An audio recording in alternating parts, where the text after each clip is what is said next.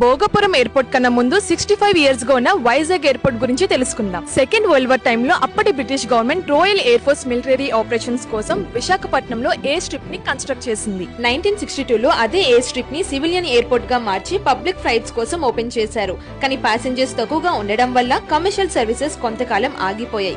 1976 నుంచి regular commercial flights మళ్ళీ start అయ్యాయి.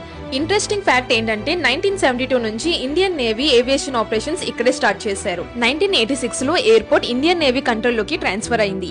1991 లో దీన్ని ఐఎన్ఎస్ దెగ్గాగా కమిషన్ చేశారు. అందుకే ఇప్పటికీ ప్యాసింజర్ ఫ్లైట్స్ ఆపరేట్ అయిన runway and air side operations Indian navy control లోనే ఉంటాయి. ఈ ఎయిర్పోర్ట్ ఎందుకు అంత స్పెషల్ అంటే సిటీ మధ్యలో ఉంటుంది. ఎన్ఏడి, గాజువాక లాంటి ఎన్నో మేజర్ ఏరియాస్ కి ఈజీగా రీచ్ అవ్వచ్చు.